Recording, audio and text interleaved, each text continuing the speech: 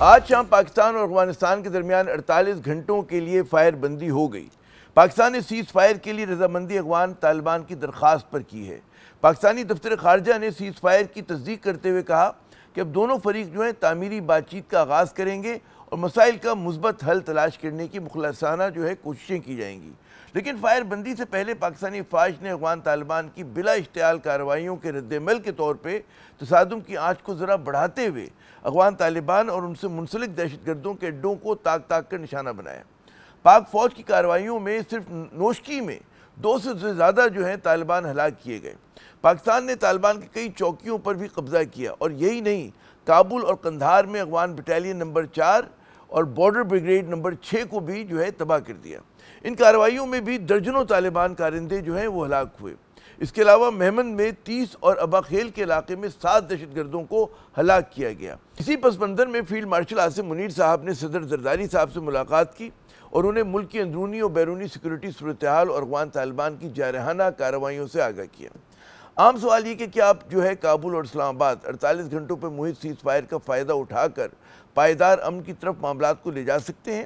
کیا افغان طالبان دہشت گردی کے حوالے سے پاکستان کی تحفظات کو دور کریں گے تاکہ دونوں ملکوں کے درمیان امن کو یقینی بنایا جا سکے؟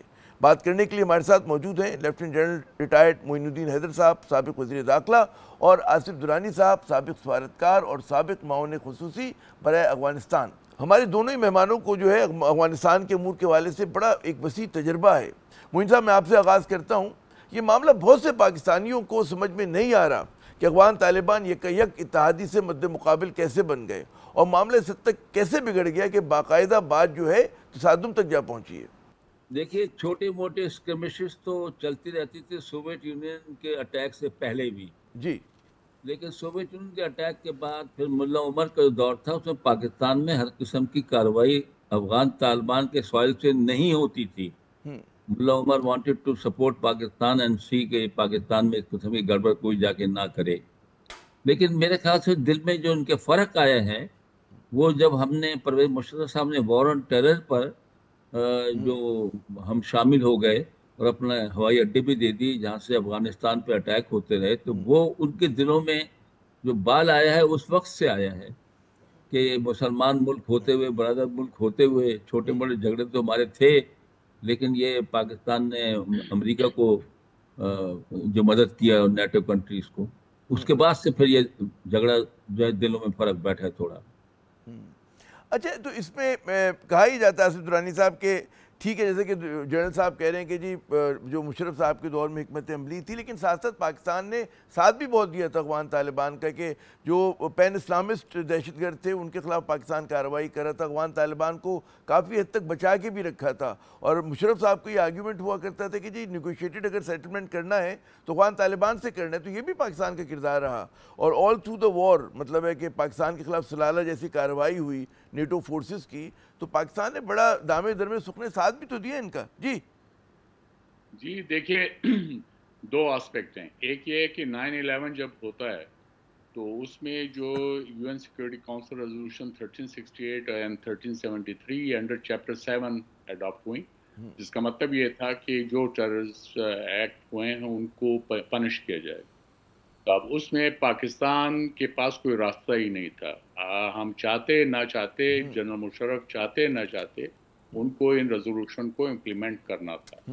لہٰذا یہ بحث کہ جی ہم جو ہے وہ ہم نے ہٹ گئے اور طالبان کی حمایت نہیں کی، طالبان کو سمجھانے کی کوشش کی، ان کو بتایا گیا کہ بھائی یہ آپ اسامہ بن لادن وغیرہ جو ہے اس کو جو ہے وہ حوالے کریں، لیکن وہ چونکہ اپنے پرسنولی کے زوم میں تھے، وہ انہوں نے وہ کو واپس نہیں کیا۔ نتیجہ کیا نکلا؟ نتیجہ یہ نکلا کہ وہ انہوں نے امریکنز نے طالبان کو ڈپوز کر دیا۔ امریکہ کی اپنی غلطیاں اپنی جگہ موجود تھیں، اور دوسری بات یہ ہے کہ ہم نے یہ کیسے طے کر لیا کہ طالبان جو ہے وہ ہمارے فیور میں تھے، اور خاص کر 9/11 کے بعد جو ان کے طالبان کی اکثر جو اہم لیڈر تھے وہ ہم نے پکڑے یا پکڑوا کے امریکہ کو دے دیے۔ اس میں جو ہے آپ سمجھے یہ جو ملا سلام ضعیف ہے یہاں، اس کے بعد پھر یہ ملا برادر ہیں جو ابھی deputy prime minister for economic affairs ہیں، یہ ہماری جیل 8 سال تک تھے۔ جب دوحہ پروسیس شروع ہوا تو امریکہ کے کہنے پہ انہیں رہا کیا گیا تاکہ وہ مذاکرات کا جو پینل ہے اس کو لیڈ کر سکے. پھر یہ ابھی یہاں پہ اسلام آباد میں جو طالبان کے سفیر ہے سردار شکیب، وہ خود کوئی 3 دفعہ ہماری جیلوں میں رہ چکے ہیں. تو اس طرح بے تحاشا قسم کے لوگ ہیں. آپ کے خیال میں ان کے ذہنوں سے نکل جائے گا؟ ملا سلام ضعیف کی کتاب اگر آپ ملاحظہ فرمائیں تو اس میں جو ہے فل آف وینم. تو یہ چیزیں جو ہے، اور پھر وہ یہ ملا یہ اسلام کے سے زیادہ جو ہے ٹریڈیشن پہ بلیو کرتے ہیں. تو آپ یہ انہوں نے جو ہے اسلام کا تو ملمہ ہے جس کے تحت وہ اپنے آپ کو رول کرنا چاہتے ہیں. باقی اگر آپ کہیں تو اوور ویلمنگ میجورٹی جو ہے طالبان کی، شاید وہ 5 وقت کی ان کو نماز بھی پڑھنا نہ آتا ہو. صرف اتنا ہے کہ انہوں نے داڑھی جو ہے بڑھا لی ہے اور اب اپنے شلوار جو ہے وہ ٹخنوں سے اوپر کر دی. یہ چیزیں جو ہے ہمیں اس بات کا احساس ہونا چاہیے کہ ہم نے ایک ایسے گروپ کو سپورٹ کرنے کی کوشش کی جن کے جو ہے یعنی کلچرلی، سوشلی، پولیٹیکلی، ڈپلومیٹیکلی وہ تضادات میرے تھے خیال پاکستان میں کے ساتھ، آج کے دور کے ساتھ نہیں ہیں. درست. اچھا اب جنرل صاحب جو سوال آتا ہے کہ جو ان کی گفتگو سے درانی صاحب کی اندازہ ہوا کہ پاکستان نے بڑا یا تو مس ریڈ کیا طالبان کو، اور پھر بعد میں لوگ کہتے ہیں کہ جی مس ہینڈل بھی ہوا. تو کیا چیز زیادہ ہو گئی ہم سے کہ ہم نے اپنا اتحادی تصور کیا، ان کی بہت زیادہ مدد کی، وہ ہم الزام سہتے رہے کرزئی کو اور اشرف غنی کا کہ جی پاکستان میں کوئٹہ شورا چھپی ہوئی ہے اور یہاں سے ان کی پوری لیڈرشپ آپریٹ کرتی ہے. جناب جی دیکھیے، بات یہ ہے کہ ملا عمر کے زمانے میں پاکستان کے اوپر اٹیک نہیں ہوتے تھے. وہ پاکستان کی سالمیت پر اور پاکستان میں امن و امان کی سچویشن کے بارے میں انہوں نے بہت کلیئر انسٹرکشن دی تھی، کوئی ایسا کام نہ کریں جس سے ان کا رشتہ کمزور پڑے. اب بات یہ ہے کہ اسامہ بن لادن جب یہ سوویت یونین چلا گیا وہاں سے تو لوگوں نے ڈیمانڈ کرنا شروع کیا کہ امریکہ نے کہا کہ ہمیں چاہیے بھائی، اس نے ہمارے خلاف بھی ایکشن کیے، اور یہ جو کینیا میں جگہ جگہ کوئی بامبنگ ہوئی تھی اور جو باقی ان کے جہاز کو ایک تباہ کیا تھا، تو پانی کے جہاز کو، تو اس کے اوپر ملا عمر سے میرے سبجیکٹ پہ بات ہوئی تھی. میں نے کہا اب جنگ ختم ہو گئی ہے اور یہ بہت سے لوگ 24-25 ہزار جو مختلف مسلمان ملکوں سے آئے تھے جس میں اسامہ بن لادن بھی شامل تھا، اب ان کو کہیں بھائی بہت بہت شکریہ، آپ نے بڑی مدد کی ہماری، اب اللہ کا شکر ہے ابھی ہم یہ سوویت یونین چلا گیا ہے، آپ بھی اپنے ملکوں کو لوٹ جائیں.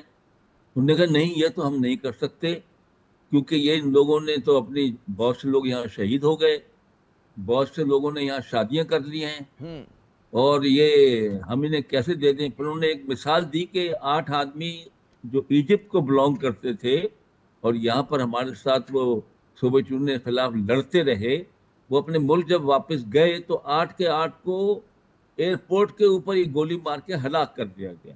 تو اپنے ملک میں یہ پرسانا نان گراٹا ہیں، ہم انہیں کیسے نکال سکتے ہیں، کیسے بھیج سکتے ہیں. پرسیکیوشن ہوگی ان کی. دوسری بات انہوں نے یہ کی، میں نے پھر ان سے کہا ٹھیک ہے، میں نے کہا بالکل ٹھیک ہے، آپ نے صحیح کہا ملا عمر، کم از کم ان کو یہ تو کہہ سکتے ہیں کہ بھئی شادی کر لی، بیوی بچے پالو، یہاں آرام سے رہو، انٹرنیشنل لا بریک مت کرو، کاشغر میں اسلام مت پھیلاؤ، چیچنے میں مت جاؤ، ایسے کام نہ کرو جس سے دنیا کے جو ہے نظریں آپ کے اوپر اٹھیں. تو انہوں نے کہا نہیں، ہم تو ایسا کام نہیں کرتے. پھر اس نے مجھ سے کہا کہ اگر آپ بار بار یہ بات اٹھاتے ہیں تو یہ کرتے ہیں، آپ 3 ملکوں کے، اسلامک ملکوں کے چیف جسٹسز کی ایک کمیٹی بنائیں جس میں پاکستان بھی ایک ہو سکتا ہے، اور ان کے سامنے جو ہے امریکہ اپنے چارج شیٹ پیش کرے، اور وہ جو فیصلہ کریں گے کہ اس کو کس کے حوالے کرنا ہے جناب تو وہ ہم کر دیں گے. اب یہ میرے خیال میں ایک اچھا سجیشن تھی ان کی، لیکن امریکہ نے نہیں مانے اس بات کو، اور وہ ظاہر انہوں یہ نے بات ہم نے پریس ان کیا. تک پہنچائی تھی. اچھا اب مجھے درانی صاحب اب سوال ہی پیدا ہوتا ہے ہاں کہ انہوں نے مطلب اس کو، جی کہ درانی صاحب سوال ہی پیدا ہوتا ہے کہ یہ بڑا انہوں نے مجھے ماضی کے حوالے سے کنیکٹ کیا جنرل صاحب نے. اب سوال ہی پیدا ہوتا ہے کہ سیز فائر بندی ہو گئی ہے، کابل بھی رضامند ہو گیا اور پاکستان بھی رضامند ہو گیا، لیکن اس سے پہلے پاکستان نے بڑا پریسائز قسم کے حملے کیے، قندھار پہ کیے، کابل پہ کیے، ٹی ٹی پی کے اس کے اوپر کیا انہوں نے، اور بڑا مطلب ہے کہ نقصان پہنچایا، درجنوں نہیں سینکڑوں لوگوں کو جو ہے ہلاک ہوئے ہیں ان حملوں میں. کیا دیکھ رہے ہیں سیز فائر کے بعد کیا صورتحال جنم لے سکتی ہے؟ دیکھیے یہ جو آپس میں یہ جھگڑا ہے یہ بہرحال اچھی بات نہیں ہے، اور اس میں پاکستان نے جو ایکشن لیا ہے یقیناً وہ اس کو تنگ آ کے ہی کیا ہوگا، کیونکہ پاکستان نے اب تک بڑا ریسٹرینٹ کیا تھا. اور دوسرا یہ ہے کہ افغان طالبان نے ایک طرح سے اب یعنی پاکستان کو مایوسی اس بنیاد پہ بھی ہوئی کہ انہوں نے اب یہ کہنا شروع کر دیا کہ جی ہم یہ ٹی ٹی پی کے خلاف ایکشن نہیں لے سکتے، کیونکہ انہوں نے ہمارے ساتھ جہاد میں وہ کیا، ان کی یہاں حیثیت ہمارے یہاں مہاجر جیسی ہے، تو ہم ان کے خلاف ایکشن نہیں لے سکتے. لیکن اس کے ساتھ ہی جب ان سے یہ کہا جاتا ہے کہ بھئی آپ ایکشن نہ لیں لیکن ان کو غیر مسلح کر دیں، آپ ان کو جو ہے ان کے جو اکابرین ہیں جو وہاں پہ پناہ گزین ہیں جو خلاف پاکستان کے خلاف سازشیں کر رہے ہیں، آپ ان پہ قدغن لگائیں، تو وہ اس پہ بھی انہوں نے کوئی ایکشن نہیں لیا. تو اس سے یہ بات سامنے نظر آ رہی ہے کہ یہ بھی اس کے اندر کمپلیسٹ ہیں اس پوری گیم کے یہ اندر. تو پھر وہی بات ہوئی جیسے کہ اسامہ بن لادن کو یہ لوگ حوالے نہیں کر رہے تھے، پشتون ولی تھی، تو یہاں پر بھی ٹی ٹی پی کے مسئلے پہ بھی کوئی لچک نہیں دکھا رہے ہیں. دیکھیے یہ بالکل ان کے اپنے پاؤں پہ کلاڑی مار رہے ہیں. وجہ یہ ہے کہ یہ میں نے جب میں اسپیشل ریپ تھا مجھے کئی دفعہ یہ انہوں نے ایشورنس دلائی کہ آپ بہت جلد فرق محسوس کریں گے یہ ٹی ٹی پی کی کانٹیکس میں. لیکن میں 1.5 سال رہا، اس دوران جو ہے کوئی میرے خیال میں 3 دفعہ یہ ایشورنسز دلائی گئی، لیکن وہ تینوں دفعہ جو ہے وہ معاملات اور خراب ہوتے گئے. تو اس لیے اب ان پہ جو ہے ان کی کریڈیبلٹی بھی جو ہے وہ اب شک میں ہے کہ آپ وہ جو کہتے ہیں وہ صحیح ہے یا نہیں، ان پہ ڈیلیور نہیں یقین کر کیا پاتے. جائے. جی اچھا مجھے ایک اجازت ہے جنرل صاحب، کہا یہ جا رہا ہے کہ پاکستان ہمیشہ جو تھا کیریٹن اسٹک کی پالیسی یوز کرتا تھا، استعمال کرتا تھا افغانستان کو مینج کرنے کے لیے، لیکن ہم دیکھ رہے ہیں کہ حالیہ 2-3 برس میں بڑا زیادہ زور جو تھا وہ کروسو ڈپلومیسی پہ تھا کہ پاکستان جو ہے اوورٹ پریشر ڈال رہا ہے، ان کے اوپر مطالبہ کر رہا ہے، کھل کے کر رہا ہے، پھر اس کے ساتھ ساتھ جو ہے افغان جو یہاں پہ پناہ گزین تھے ان کو واپس بھیجنا شروع کر دیا. موومنٹ کے اوپر جو ظاہر ہے کہ بڑی فطری سی بات ہے کہ جی دو ممالک ان کے درمیان موومنٹ کو ریگولیٹ کیا جائے، کنٹرول کیا جائے، تو اس کی وجہ سے جو ہے ایک رد عمل آیا. اور ظاہر ہے کہ جو بارڈر ایریا میں لوگ رہتے تھے جن کا کہتے ہیں نا کہ جو تجارت کرتے ہیں، کاروبار کرتے ہیں، ڈیوائیڈڈ قبیلے ہیں، خاندان ہیں، اس کی وجہ سے بھی حالات پیچیدہ ہوئے. تو یہ جو ہماری پالیسی تھی جو جس جارحانہ طریقے سے ہم نے پرسو کیا، اس سے بھی کیا جو ہے زیادہ چیلنجنگ صورتحال پیدا ہوئی ہے. جی دیکھیے کافی عرصے سے ان کو سمجھا رہے ہیں، ریکویسٹ کر رہے ہیں، بیچ میں مسلمان ملک پڑھ رہے ہیں صلح کرانے کے لیے کہ بھئی یہ ریسٹرین کرو، اور پاکستان کی جو کب تک پاکستان نقصان برداشت کے پی کے میں کیا جائے کہ لوگ آ کے شہید کر جائیں ہمارے فوجیوں کو، ہمارے ایف سی والوں کو، پولیس والوں کو، سیولین کو تباہ برباد کر جائیں. تو بارڈ وائر بھی لگائی، بہت پیسے خرچ کر کے سب کچھ کیا، لیکن پھر بھی یہ کوئی کارروائی بند نہیں ہوئی.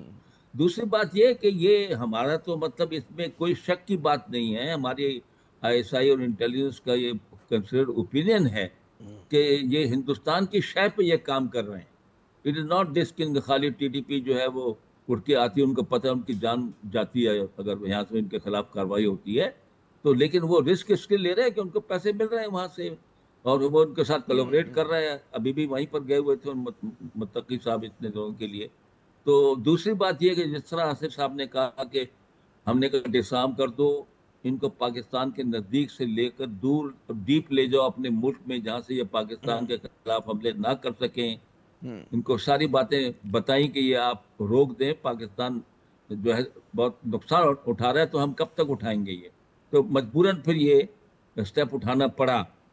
اب تو ہے امید ہے کہ انہوں نے سبق سیکھ لیا ہوگا، امید ہے کہ وہ سمجھ گئے ہوں گے ڈائلاگ جو ہے وہ بامقصد ہونا چاہیے، خالی وقت ضائع کرنے کے لیے اور ایسی باتیں الٹی پلٹی کرنے کے رکھانے والی باتیں کا وقت گزر چکا ہے ابھی. یہ اس بات کو ان کو ریلائز کر لینا چاہیے. اچھا دورانی صاحب جیسے آپ بھی اشارہ کرے تھے اور جنرل صاحب نے بھی کہا کہ منطق تو یہ کہتی ہے کہ جناب تعاون ہو افغانستان اور پاکستان کے درمیان، اور ایک ہم ون ون سچویشن جو ہے پیدا کریں تجارت کے ذریعے، کاروبار کے ذریعے، اور ظاہر ہے کہ افغانیوں کا یہاں پہ بڑے رشتے ناتے ہیں. لیکن پھر اب دیکھتے ہیں کہ ابھی جو حالیہ جس کا اشارہ کر رہے تھے جنرل صاحب کہ جی امیر خان متقی کا دورہ ہے بھارت، اس میں کشمیر کے معاملے پہ انہوں نے جو ہے بھارتی موقف کی تائید کی. کس طرح سے دیکھ رہے ہیں؟ اور پہلے کیا افغانستان کے اس معاملے پہ موقف ہوا کرتا تھا؟ جی نہیں، میرے خیال میں کشمیر پہ موقف پہ تائید نہیں ہوئی ہے. اس میں انہوں نے جو ہے یہ اسٹیٹمنٹ کیا کہ افغانستان نے جو ہے اس کو پہلگام کے واقعے کو کنڈیم کیا. پہلگام جموں کشمیر انڈیا ہاں یہ ورڈز تھے جس کو ہم یہ انڈیا نے ٹرک کیا ہے.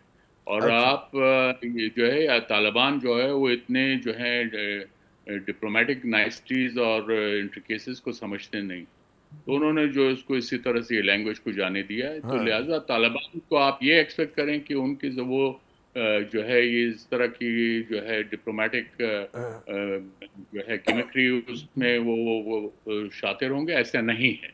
اور ان کے پاس کیپیسٹی کا بھی پرابلم ہے. اس وقت ان کے فارن آفس میں صرف 27 جو ہیں پروفیشنلز ہیں, باقی سارے ملا بیٹھے ہوئے. تو وہ بڑی ڈپلومیسی دلچسپ بات یہ کہ فورن آفس پہ ہمارے فورن آفس نے رد عمل دیا. بین الاقوامی پریس میں ٹی آر ٹی سے لے کے مختلف لوگوں نے اس پہ مطلب رپورٹ کیا ہے اس کو. تو صرف آپ سمجھتے ہیں کہ مس رپورٹنگ ہوئی ہے اس چیز پہ؟ ہاں یہ اس کو وہ یہ اب پھیل گیا نا, جب پاکستان نے پروٹیسٹ کر دیا وہ اپنی جگہ ہے. ہم نے تو ریکارڈ سٹیٹ رکھا, لیکن اس میں وجہ یہ ہے کہ انڈینز نے ان کو ہوڈونگ کیا ہے. ہاں ہاں میں having dealt with this Taliban and and at least I know some of their capabilities, تو وہ اتنی زیادہ نہیں ہے. درست. دوسرے ہے کہ آپ جب ان سے مذاکرات کرتے ہیں تو آپ جو ہے وہ کوئی ٹیک اوے ہوتا نہیں ہے. وجہ یہ ہے کہ وہ فیصلہ نہیں کر سکتے ہیں, ہائیلی سینٹرلائز سسٹم ہے. ان کو سمجھانے میں آپ کو 6 دفعہ جو ہے آپ کو اپنا ریپیٹ کرنا پڑتا ہے. تو یہ ایک پرابلم ہے جس کو ہم کو فیس کرنا ہے. ہم نے جاہلوں کو جو ہے کے ساتھ دوستی کر لی تھی. مجھے یاد ہے یہ ایک بار جنرل باجوہ صاحب بریفنگ دے رہے تھے, اور یہ افغان طالبان کے یہ جو ابھی ٹیک اوور ہوا ہے دوسری مرتبہ کابل پہ, اس پہ 6-7 دن پہلے کی بات ہے, 9 اگست کی غالباً بات ہے 2021 کی. اس پہ جنرل صاحب انہوں نے کہا تھا کہ جی یہ والے جو طالبان 2.0 ہیں 2.0 ہیں یہ پرانے طالبان سے بہتر ہیں, یہ زیادہ ریشنل ہیں, زیادہ دنیا دار ہو گئے. اور آپ نے لیکن ابھی فرمایا کہ ان کے دور میں ملا عمر کے دور میں پاکستان پہ حملے نہیں ہوتے تھے. تو یہ اتنا سسپینڈ غلط کیسے ہو گیا؟ یہ کس سے سوال ہے؟ آپ جنرل صاحب آپ سے. جی بات یہ کہ یہ میں نے آپ کو بتایا نا کہ یہ دل میں جو فرق ان کے آیا ہے یہ وار آن ٹیرر کے بعد سے آیا. ادروائز تو آپ کو پتا ہے کہ افغانی پورے بارڈر پہ جب فینس نہیں تھی تو سب طرف سے بارڈر کراس کر کے پاکستان آتے تھے, تجارت کرتے تھے, افغانی کرنسی میں تجارت کرتے تھے.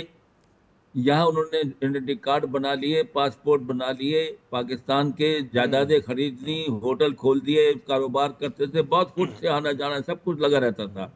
جب پاکستان نے آہستہ آہستہ کنٹرول کرنا شروع کیا بارڈر کو, بارڈر مینجمنٹ کو کیا, تو وہ ظاہر ہے کہ اس سے وہ پریشان ہونے شروع ہوئے. اب پاکستان نے کہا کہ بھئی چونکہ وہاں امن ہو گیا ہے, آپ کی حکومت قائم ہو گئی ہے, تو واپس جائیں. تو جو کہ صحیح بات ہے میرے خیال میں, ہم نے بہت عرصہ ان کی مہمانداری کر دی, تو اس پہ ناراضگی کی ان کو بات تو نہیں ہونی چاہیے. ایران نے بھی کہا جاؤ بھائی, اب تو ہم نے بھی کہہ دیا, وہی رد عمل آیا. بس یہ میرا آخری سوال درانی صاحب سے. درانی صاحب کیا دیکھ رہے ہیں کہ بھارت کابل نیکسس جو ہمیشہ پاکستان کو ایک وہ تھا, خدشہ رہتا تھا اور ماضی میں بھی رہا ہے, وہ نیکسس آپ بحال ہوتا ہوا دیکھ رہے ہیں کیا؟ دیکھیے پیسے میں بڑی طاقت ہے. انڈیا نے ہمیشہ وہ افغانوں کی محبت میں ان کے تعلقات وہ نہیں تھے, وہ ان کو پیسے دیتے تھے اور افغان ان کا کام کر کے دیتے تھے. تو افغانستان کے اندر رینٹ سیکنگ اپروچ ہمیشہ سے رہی ہے, ہسٹوریکلی رہی ہے. تو ادھر ان کی جو سیاست مدار تھے یا جو انفلوئنشلز تھے وہ انڈیا ان کو پیسے دیتا تھا, وہ پاکستان کے خلاف بات کرتے تھے. لہٰذا اب افغانستان کے اندر ایک مائنڈ سیٹ ہو گیا ہے, if you speak in favor of Pakistan, you will be rated as Pakistan's puppet or Pakistan's agent. یہ ایک فیشن ہو چکا ہے وہاں پہ. تو وہ طالبان بھی اس سے مبرہ نہیں ہے. طالبان کے نزدیک بھی اب اگر آج جو طالبان جو ہے پاکستان کے فیور میں بیان دیں تو ان کی جو مخالفین ہے, اپوزیشن جو باہر بیٹھی ہے, وہ کہیں گے وہ اس کو استعمال کریں گے. درست. اسی طرح طالبان بھی جب لڑ رہے تھے تو اس وقت وہ کرزئی اور اشرف غنی کے لوگوں کو امریکہ کے پپٹ کہتے تھے. یہ چیز چل رہی ہے, یہ ایک ویشس سائیکل ہے جو اس کے اندر موجود ہے, اور اس کے اندر جو کامن فیکٹر ہے وہ وائلنس کا ہے. पिछले 46 साल से अफगानिस्तान ने वायलेंस के सिवा और कुछ देखा ही नहीं, वॉर की एक इकोनॉमी बन गई है, जाहिर है। बहुत बहुत शुक्रिया वॉर आसिफ इकोनॉमी का हिस्सा है और जनाब, वो अब भी चल रहा है। वो भी चले। बहुत बहुत शुक्रिया आसिफ दुरानी साहब, लेफ्टिनेंट जनरल मोइनुद्दीन हैदर साहब, आपने अपना कीमती वक्त दिया। नाज़रीन, यकीनन जो है मामलात अफगानिस्तान के साथ पाकिस्तान के बहुत ज़्यादा पेचीदा हैं, लेकिन ये भी लोग जो कहते हैं ना, जानते हैं इस पूरे मसले को कि जो है सिर्फ लड़ाई इसका हल नहीं है। पाकिस्तान ने कार्रवाई कर ली, जवाबी कार्रवाई कर ली, बड़ा उनको नुकसान भी पहुंचाया, लेकिन अब जो आगे की बात होगी वो यकीनन गुफ्तगू से होनी चाहिए, वो बातचीत के ज़रिए जो है मसले को हल होना चाहिए, सिफारतकारी को मौका देना चाहिए। और पाकिस्तान का जो क्लाउट है, हमारा इकनॉमिक और तिजारत का क्लाउट हुआ, पीपल टू पीपल रिलेशन का क्लाउट है, उसको इस्तेमाल करना चाहिए। यहाँ पे एक वक्फा लेते हैं, वक्फे के बाद जब दोबारा हाजिर होंगे तो कुछ बात करेंगे कराची के दुखों की। और अब ताज़ा तरीन दुख ये है कि कराची जैसे शहर में दोबारा भत्ता खोरी का फ्रीज जो है वो बड़ी मजबूती से जाग चुका है। बात होती है वक्फे के बाद। कराची मजमूई कौमी पैदावार में 25% का हिस्सेदार है। ये शहर मुल्क को 50% आमदनी भी कमा कर देता है, लेकिन यहाँ के 7 बड़े सनती इलाकों के इंफ्रास्ट्रक्चर की हालत जो है वो ख़राब से ख़राब तर होती जा रही है। टूटी सड़कें, कचरे के ढेर और नाक़िस सूरज निज़ाम इन इलाकों की पहचान बन गए हैं। ऊपर से महंगी गैस और बिजली का दुख, यानी कि कराची में धंधा करना, फैक्ट्री चलाना इंतहाई मुश्किल काम है। और अब सनतकारों, ताजरों और कारोबारी अफराद पर ताज़ा तरीन आफत भत्ता माफिया की सूरत में नाजिल हुई है।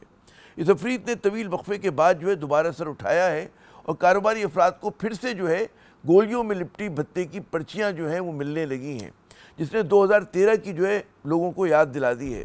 बेशुमार ताजिर जो हैं भारी रकूम के मुतालबों से खासे परेशान हैं। टैक्स दे रहे हैं, टैक्स हम देंगे और ज़्यादा से ज़्यादा टैक्स देने के लिए तैयार, मगर ये भत्ता हम दे देंगे।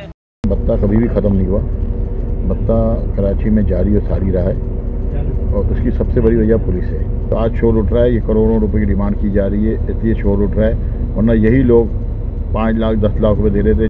कराची के ताजिर एक बार तो फिर भत्ता खोरों के रहम करम पर हैं। दोबारा इसके खिलाफ माजी की तर्ज पे कार्रवाइयाँ शुरू हो जाएं तो लोग हौसला करेंगे। ताजरों की तशवीश देखते हुए ऐवान सनत और तिजारत ने अरकान को कैमरे लगाने और किसी नाखुशगवार वाक़े की बर वक्त इतला देने की हिदायत की है। मुत्तहिदा कौमी मूवमेंट ने इस मामले को सिंध हुकूमत की 17 साला गवर्नेंस पे तमाचा करार दिया है। MQM के तर्जुमान ने कहा कि जी दिन रात इनकी जमात पर भत्ते के इल्ज़ामात लगाने वाले अब कहाँ हैं। ऐसे में वज़ीर दाखिला सिंध ज़िया लंजार साहब ने प्रेस कॉन्फ्रेंस में बताया कि पुलिस ने 2 हफ्तों में 20 से ज़्यादा भत्ता खोर गिरफ्तार किए हैं।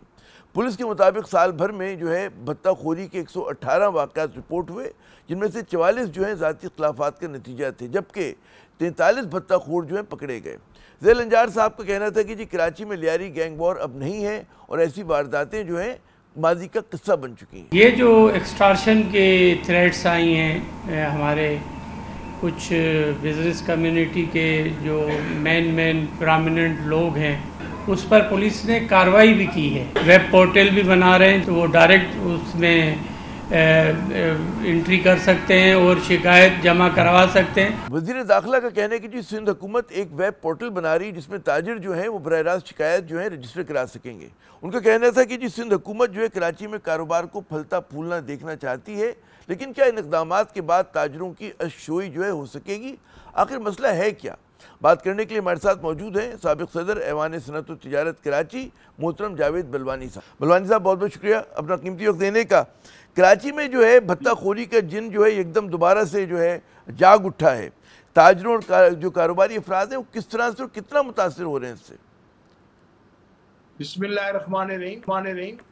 देखिए, ये भत्ता खोरी और ये एक्सटॉर्शन के फ़ोन और ये खत भेजना और ये कराची में काफ़ी अरसे बाद अभी ये उठा हुआ है मामला, और इस तरीके से अचानक ये बढ़ा है कोई 1-1.5 महीने में। बहुत सारी कंप्लेनें मेरे पास आई चैम्बर में।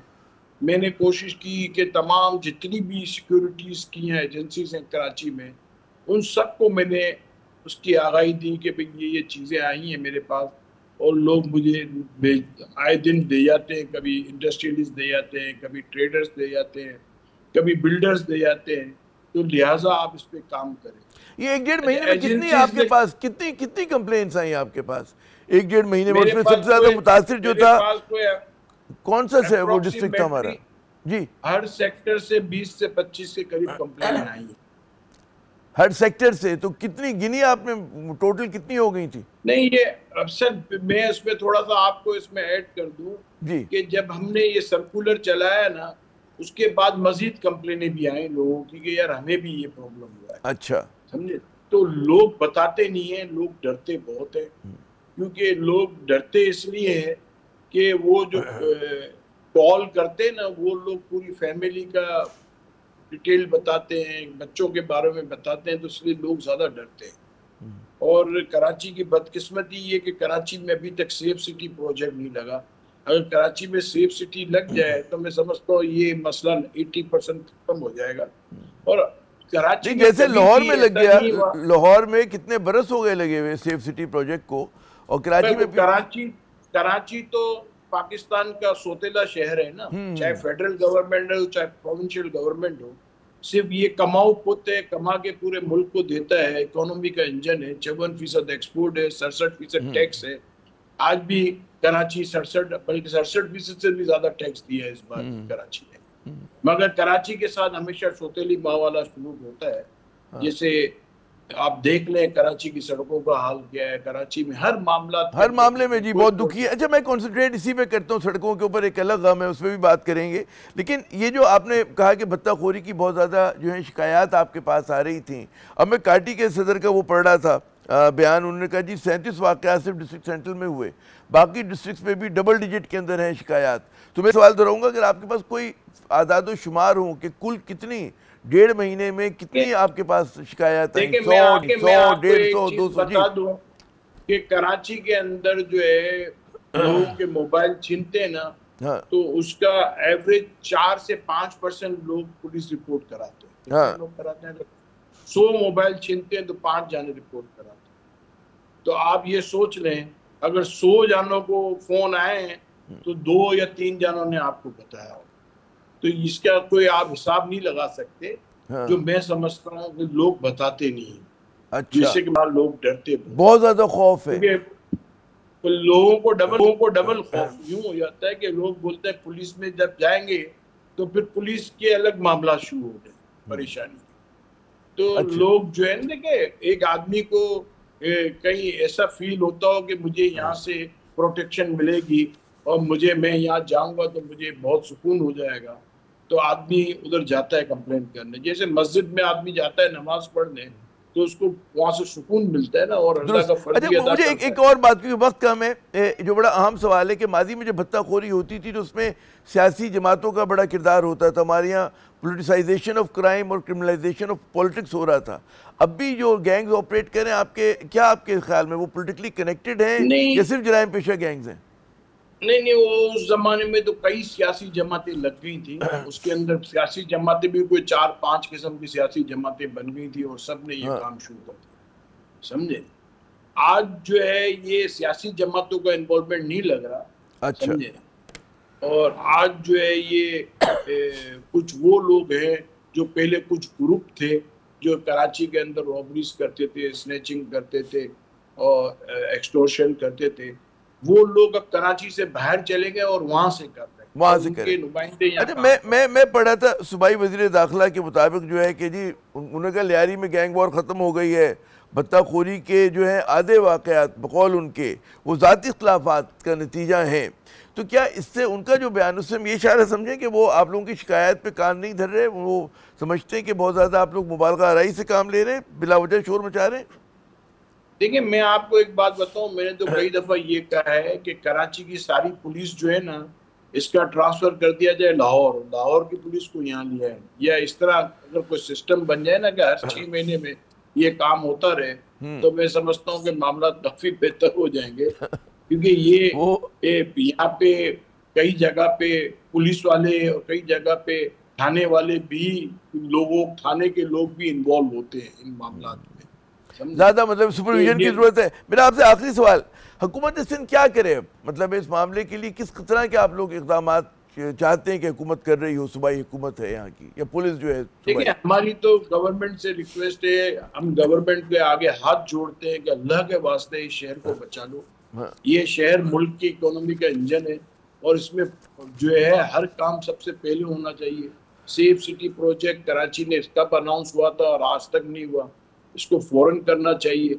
सेफ सिटी प्रोजेक्ट अगर हो जाए मुकम्मल तो उससे बहुत बड़ा फ़र्क पड़ेगा, और कराची के इर्द गिर्द जितने कच्चों के रास्ते हैं वहाँ फेंसिंग लगाई जाए, समझे, और जितने टोल्स हैं कराची में, एंट्रेंस और एग्जिट हैं, वहाँ पे कैमरे लगनी चाहिए, और नेपरा उसको जो है नादरा के साथ जो है उसको ज्वाइंट करना चाहिए। और जनाब बहुत बहुत शुक्रिया जनाब जावेद बलवानी साहब, आपने अपना कीमती वक्त दिया और आपने पंच लाइन जो अता कर दी कि जी कराची को बचा लो। और ये जो पैगाम है ये हमारे शहर के तमाम ताजरों का है, और सिर्फ ताजरों का ही नहीं शहरियों का भी है कि कराची को बचा लो। इसका क्यों इस शहर का जो है हर सूरत में जो है बेड़ा गर्क किया जा रहा है। यहाँ पर हम एक वक्फा लेते हैं, वक्फे के बाद जब दोबारा हाजिर होंगे तो मज़ीद कुछ कराची के दुखों की बात करेंगे, इसकी टूटी हुई सड़कों और उसके जो विक्टम्स हैं, मुतासरीन हैं, उनकी बात होती है, लेकिन वक्फे के बाद। कराची दुनिया के बदतरीन शहरों में शुमार होता है, ये बड़ी पुरानी खबर हुई, लेकिन वज़ीर आला सिंध मेयर कराची और हुकूमत के दूसरे करता धरता अफराद के आपको कान पे जूं रेंगती दिखाई नहीं देती। इनके नज़दीक जो है सब अच्छा है। कराची की खुदी हुई टूटी हुई सड़कें, उन पर उड़ता हुआ गर्दो गुबार शहरियों के लिए अजाब बन चुके हैं। ऐसी एक टूटी सड़क के गड्ढे में गिर कर गुज़श्ता रोज़ जो है पाकिस्तान की फिल्मी दुनिया के और अपने वक्त के बड़े मकबूल और हर दिल अजीज़ फनकार मुस्तफ़ा कुरैशी साहब जो है एक अफसोसनाक हादसे का शिकार हुए। इनकी टांग पर बंधी हुई पट्टियों की तस्वीरों ने न सिर्फ उनके मद्दाहों को जो है दुखी कर दिया, बल्कि शहर की जो तबाही है उसका गम भी जो है वो ताज़ा हो गया। हमारे जो मेयर कराची है मुर्सा वहाब साहब, वो कह रहे हैं कि जी सड़कों की मुरम्मत का काम जारी है, लेकिन सवाल ये पैदा होता है कि माजी में भी हमने देखा कि कितनी मरतबा कारपेटिंग हुई, और जब आप कहते हैं ना कि बिना निकासी आपके प्रॉपर इंजीनियरिंग के बगैर जब सड़कों की मुरम्मत करते हैं तो फिर आप बारिश के एक छींटे में वो दोबारा टूट जाती हैं, बल्कि गटर का पानी जब उबलता है उससे टूट जाती हैं। तो ये एक बड़ा कराची वालों के लिए अहम सवाल है कि जी आप सड़कें बनाते हैं, एक तो बनाते नहीं हैं, और वो आपको नज़र आती है कि जी पूरे शहर में जगह जगह जो है टूटी हुई सड़कें हैं। तो ये जो सड़कों की मुरम्मत हो रही कितनी पायदार होगी। और जो मुस्तफ़ा कुरैशी साहब के मद्दा हैं उनको तो इस बात का यकीन होगा कि उनके ज़ख्म भर जाएंगे, लेकिन कराची के शहरी जो हैं मेयर मुर्सा वहाब साहब, उनको बिल्कुल इस बात की उम्मीद नहीं है कि कराची के जो सड़कें टूटी हुई उनकी मुरम्मत हो सकेगी। और कराची में जो गर्दो गुबार हर वक्त कहते हैं ना उड़ता रहता है इन सड़कों की वजह से, और ये आवारा कुत्ते घूम रहे होते हैं, और यहाँ पे जो दीगर मसले हैं कि कूड़ा करकट का मसला है और दीगर मसाइल हैं, वो उनके हल होने की कोई उम्मीद नहीं है। इसी के साथ आमिर ज़ैद को अगले प्रोग्राम तक के लिए इजाज़त दीजिएगा। खुदा हाफिज़।